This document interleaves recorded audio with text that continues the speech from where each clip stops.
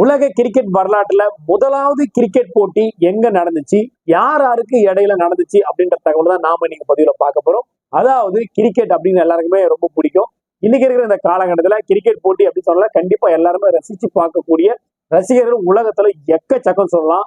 அப்படி பார்க்கக்கூடிய கிரிக்கெட் போட்டி முதலாவது போட்டி ஃபர்ஸ்ட் மேட்ச் எங்க நடந்திருக்கும், யார் யாருக்கு இடையில நடந்திருக்கும் அப்படின்ற தகவல் தான் நாம இன்னைக்கு பதிவுல பார்க்க போறோம். பார்க்க போறதுக்கு முன்னாடி நம்ம சேனல் ஃபர்ஸ்ட் டைம் தான் பாக்குறீங்கன்னு சொன்னா சப்ஸ்கிரைப் பண்ணி வச்சுக்கோங்க. அப்பதான் நாம போற இது மாதிரி அற்புதமான உண்மையான தகவல் உங்களுக்கு தெரிஞ்சுட்டு இருக்கும்.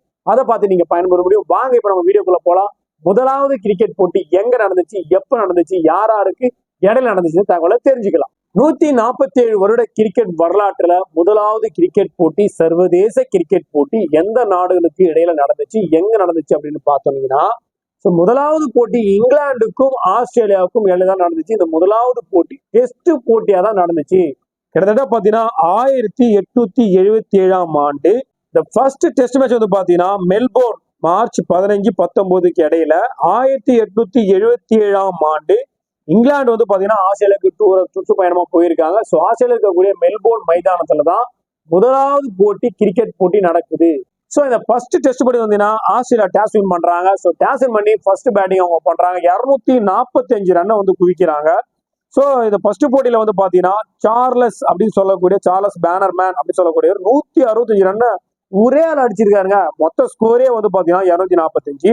அதுல 160 ரன் ஒரே ஆள் அடிச்சிருக்காரு. ஸோ இதுக்கு இவருக்கு பக்கபலமா யாருமே இல்லை, எல்லாமே ஓரளவுக்கு ஆவரேஜா ஆடி இருக்காங்க. ஸோ கிட்டத்தட்ட பாத்தீங்கன்னா 245 ரன்னுக்கு இவங்க ஆல் அவுட் ஆயிருக்காங்க.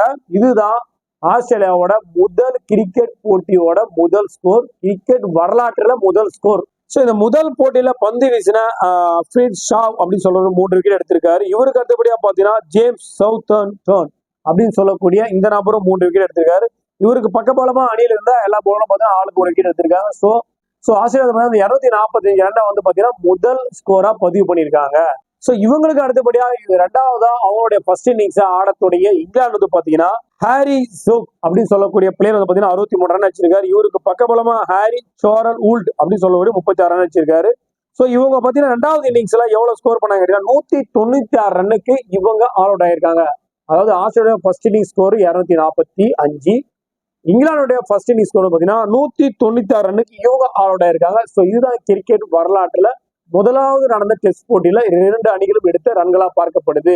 சோ முதலாவது இன்னிங்ஸை விளையாடிய இங்கிலாந்து அணிக்கு எதிராக பந்து வீசின ஆஸ்திரேலியாவில் வந்து பாத்தீங்கன்னா பில்லி மிட்வின்டர் அப்படின்னு சொல்லக்கூடிய அந்த போலர் வந்து பாத்தீங்கன்னா 5 விக்கெட்டை அதோட முதல் போட்டியில எடுத்திருக்காரு. இவருக்கு பக்கபலமா டோம் கேரிட் அப்படின்னு சொல்லக்கூடியவர் பாத்தீங்கன்னா 2 விக்கெட் எடுத்திருக்காரு. மிச்ச அணியில இருக்கக்கூடிய எல்லாரும் தலா 1 விக்கெட் எடுத்திருக்காங்க. சோ இதுதான் ஆஸ்திரேலியாவோட சிறந்த பந்து வீச்சா பார்க்கப்படுது. இது முக்கியமான பிளேயர் பில்லி மிட்வின்டர் சொல்லக்கூடிய அந்த பிளேயர் 5 விக்கெட்டை வந்து ஃபர்ஸ்ட் மேட்ச்ல எடுத்திருக்காரு, 5 விக்கெட்ஸை. ஸோ இப்படிதான் வந்து பாத்தீங்கன்னா இங்கிலாந்துக்கும் ஆஸ்திரேலியாவுக்கும் நடந்த முதல் போட்டி முடியுது. ஸோ ரெண்டாவது இன்னிங்ஸை தொடர்ந்து ஆஸ்திரேலியா விளையாடுறாங்க. தொடர்ந்து விளையாடின ஆஸ்திரேலியா செகண்ட் இன்னிங்ஸ்ல 104 ரன்னுக்கு ஆல் அவுட் ஆகுறாங்க. ஸோ அதுக்கு மேல இவங்களால ஸ்கோர் பண்ண 104 ரன்ல ஒரு பெரிய ரன் தான் அந்த காலகட்டத்துல. ஸோ 1877 எங்கேயோ இருக்குங்க, ஒன்றும் பண்ண முடியாது. ஸோ 100 ரன் பெரிய விஷயம் சொல்லலாம். ஸோ கிரிக்கெட் ஆரம்பிச்சு முதலாவது போட்டியில ரெண்டாவது இன்னிங்ஸ் வந்து பாத்தீங்கன்னா 104 ரன் வந்து அடிச்சிருக்காங்க. ஸோ இவங்களை தொடர்ந்து 104 ரன்னுக்கு ஆல் அவுட் பண்ணிருக்காங்க. இங்கிலாந்து வந்து பாத்தீங்கன்னா சிறப்பா பந்து வீசிருக்காங்க. இங்கிலாந்து வந்து பாத்தீங்கன்னா ஆல்ஃபிட் ஷா அப்படின்னு சொல்லக்கூடிய 5 விக்கெட்ஸ் வந்து அதே செகண்ட் இன்னிங்ஸ்ல அவரும் 5 விக்கெட்ஸ் எடுத்திருக்காரு. இவருக்கு பக்கபலமா ஜார்ஜ் உல்யேட் அப்படின்னு சொல்லக்கூடியவர் 3 விக்கெட் எடுத்திருக்காரு. இதுக்கு அடுத்தபடியா அனைவரும் ஒரு விக்கெட் எடுத்திருக்காங்க. ஸோ சிறப்பான பந்து வீச்சின் மூலியமா ஆஸ்திரேலியா வந்து பாத்தீங்கன்னா 104 ரன்னுக்கு ஆல் அவுட் பண்ணிருக்காங்க இங்கிலாந்து டீம். ஸோ ஆஸ்திரேலியாவின் செகண்ட் இன்னிங்ஸை தொடர்ந்து இங்கிலாந்தின் செகண்ட் இன்னிங்ஸ் வந்து ஸ்டார்ட் பண்ணியிருக்காங்க. ஆனாலும் இங்கிலாந்து வந்து சிறப்பா வந்து பேட் பண்ண முடியல. சிறப்பா பந்து வீசி இருந்தாலும் சிறப்பான தொடக்கத்தை வந்து அவங்களோட பேட்டர்னால கொடுக்க முடியல.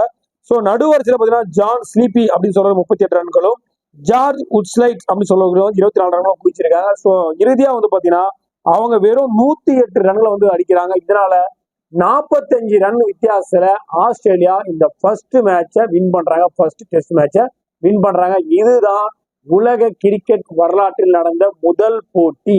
45 ரன்கள் வித்தியாசத்துல ஆஸ்திரேலியா ஒரு மாபெரும் வெற்றியை பெற்றிருக்காங்க. ஸோ இந்த பதிவு மூலியமா உலக கிரிக்கெட் வரலாற்றில் நடந்த முதல் போட்டியை பத்தின முழு தகவலையும் நீங்க தெரிஞ்சுட்டு இருப்பீங்க. நீங்க தெரிஞ்சுட்ட மாதிரியே உங்க கிரிக்கெட் ஃப்ரெண்ட்ஸ் அண்ட் ஃபேமிலி தெரிஞ்சு வச்சா இந்த முதல் போட்டி, உலக கிரிக்கெட் வரலாற்றில் முதல் போட்டியை பத்தின தகவலை உங்க கிரிக்கெட் ஃப்ரெண்ட்ஸ் அண்ட் ஃபேமிலி தெரிஞ்சு வச்சுன்னா அவங்களுக்கு ஷேர் பண்ணுங்க. அதே போல ஃபர்ஸ்ட் நம்ம சேனலை பாக்குறீங்க சொன்னா சப்ஸ்கிரைப் வச்சுக்கோங்க. அப்பதான் நாம போற கிரிக்கெட் சம்பந்தமான உண்மையான தகவலாம் உங்களுக்கு தெரிஞ்சுட்டே இருக்கும். அதை பார்த்து நீங்க பயன்படுங்க. மீண்டும் ஒரு நல்ல பதிவோடும் கிரிக்கெட் சம்பந்தமான ஒரு நல்ல தகவலோடு உங்களை சந்திக்கிறேன். நன்றி, வணக்கம்.